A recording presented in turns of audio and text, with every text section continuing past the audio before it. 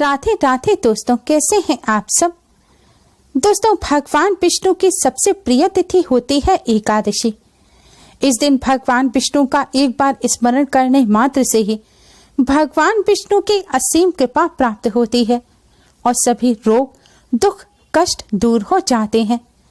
इस दिन भगवान विष्णु के साथ मां लक्ष्मी का पूजन अवश्य करना चाहिए। ऐसा करने से जीवन भर धन की कमी नहीं रहती। भगवान लक्ष्मी नारायण की कृपा प्राप्त करने के लिए एकादशी पर तुलसी जी के पूजन का भी विधान है, क्योंकि तुलसी जी भगवान विष्णु को अत्यधिक प्रिय है और तुलसी जी को मां लक्ष्मी का ही स्वरूप माना जाता है। एकादशी के दिन तुलसी जी का पूजन करने से, कुछ खास चीज तुलसी जी को अर्पित करने से बरसों पुरानी गरीबी भी दूर हो जाती है। घर से दुख दरिद्रता का हमेशा के लिए नाश हो जाता है। तुलसी जी भगवान विष्णु को अत्यधिक प्रिय हैं और शास्त्रों में तुलसी जी को मां लक्ष्मी का ही स्वरूप बताया गया है। इसलिए तुलसी जी का पूजन करने से भगवान लक्ष्मी नारायण अति शीघ्र ही प्रसन्न हो जाते हैं। दोस्तों, आज की इस वीडियो में हम आपको एक ऐसी चीज के बारे में बताने जा रहे हैं जिसे अगर आप इस एकादशी के शुभ संयोग पर तुलसी जी पर चढ़ा देते हैं तो इससे आपको तुलसी माँ के साथ ही भगवान लक्ष्मी नारायण की भी असीम कृपा प्राप्त होगी। भगवान लक्ष्मी नारायण आपके पूरे परिवार पर अपनी कृपा बरसाएंगे और जिस परिवार पर भगवान लक्ष्मी नारायण की कृपा होती है उसे कभी कोई संकट छू नहीं पाता।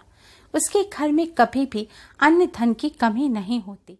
बरसों पुराने जन्म जन्मांतर के पाप, दुख और दरिद्रता का नाश तो होता ही है, साथ ही बरसों पुरानी गरीबी भी दूर हो जाती है और जीवन में खुशियां आती हैं। घर में सुख समृद्धि बनी रहती है। आज के दिन तुलसी जी पर यह एक चीज चढ़ाने से भगवान लक्ष्मी नारायण और तुलसी माँ की कृपा से जीवन में आने वाली जो परेशानियां हैं वह आने से पहले ही नष्ट हो जाएंगी और परिवार में खुशियां बनी रहेंगी।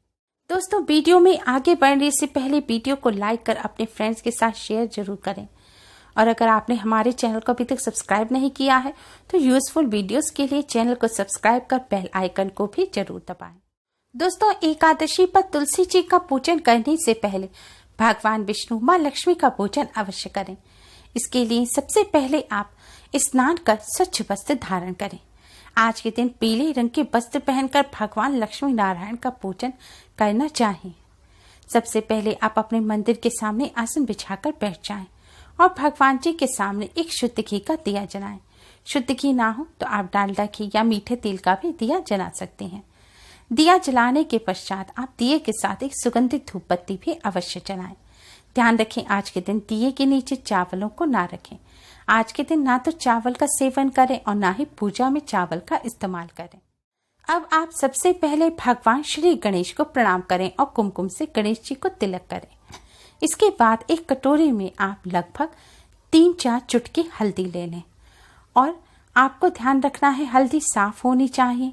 मसालदानी जिसमें मसाले रखते हैं उसमें से आप हल्दी ना लें, क्योंकि उसमें मिर्च वगैरह मिल जाती है।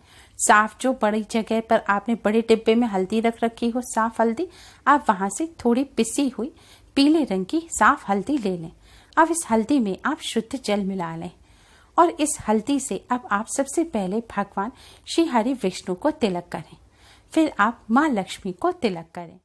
भगवान लक्ष्मी नारायण को तिलक करने के पश्चात अब आप भगवान लक्ष्मी नारायण को किसी फल मिष्ठान का भोग लगाएं। भगवान लक्ष्मी नारायण के फल मिष्ठान में आप तुलसी का पत्ता अवश्य रखें। आज के दिन वैसे तुलसी का पत्ता भूलकर भी ना तोड़ें, लेकिन आप भोग लगाने के लिए एक दिन पहले तुलसी का पत्ता तोड़कर रख लें या पहले से जो पत्ता रखा हुआ हो उसको पानी से अच्छी तरह से धो लें और वापस से भोग में रख दें, क्योंकि तुलसी का पत्ता कभी भी बासी नहीं माना जाता। अगर पत्ता सूख गया है तब भी वह बासी नहीं माना जाएगा, तब भी वह पूजनीय ही रहेगा। भोग लगाने के पश्चात अब आप भगवान विष्णु जी के द्वादश मंत्र ओम नमो भगवते वासुदेवाय का जाप करें। मंत्र का आप अपनी इच्छा अनुसार जाप करें। अगर हो सके तो कम से कम 108 बार जाप अवश्य करें। मंत्र का जाप करने के पश्चात अब आप थोड़ी देर हाथ जोड़कर जय मां लक्ष्मी का जाप करें। इस तरह पूजन करने के पश्चात आप भगवान विष्णु मां लक्ष्मी जी को प्रणाम करें और कष्टों को दूर करने की प्रार्थना करें। भगवान से प्रार्थना करें कि वह आप अपनी कृपा आशीर्वाद आप पर और आपके परिवार पर बनाए रखें। इस तरह पूजन करने के पश्चात दोस्तों अब आप एक लोटे में शुद्ध जल लें। अगर गंगा जल है तो इस जल में आप थोड़ा गंगा जल मिला लें और आपने भगवान जी को जिस हल्दी से तिलक किया था वही हल्दी अब आप इस लोटे के जल में मिला दें। अब इस जल को आप तुलसी माँ पर चढ़ाएं।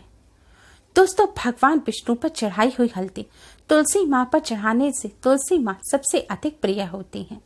जैसा कि आप सभी जानते हैं कि देवउठनी एकादशी पर तुलसी विवाह भी किया जाता है और विवाह के दौरान वर की हल्दी वधू को चढ़ाई जाती है और तुलसी जी का विवाह भगवान विष्णु जी के स्वरूप शालिग्राम जी से ही किया जाता है।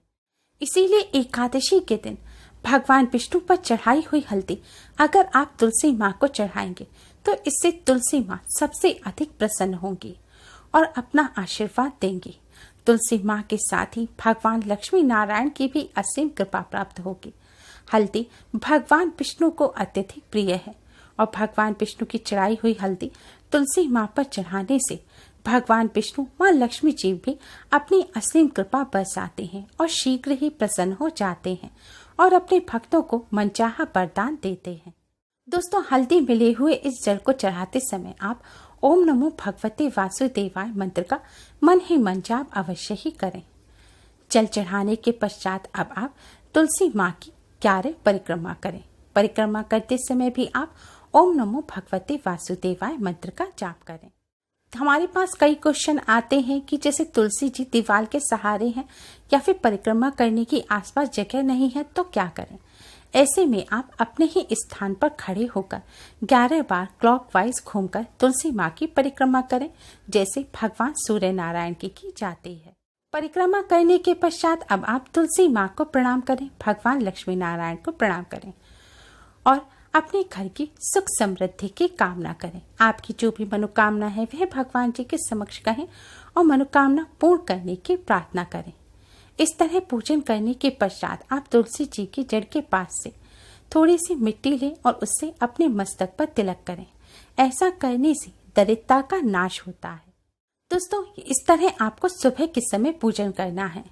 ध्यान रखें संध्या काल या रात्रि के समय ना तो तुलसी जी का स्पर्श किया जाता और ना ही तुलसी जी पर जल चढ़ाया जाता है।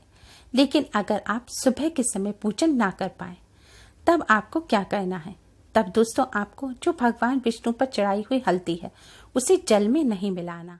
संध्या काल या रात्रि के समय पूजन कर रहे हैं तो आप सबसे पहले तुलसी माँ के सामने एक घी का दिया जलाएं। हो सके तो शुद्ध घी का दिया जलाएं और साथ में एक सुगंधित धूपबत्ती भी जलाएं।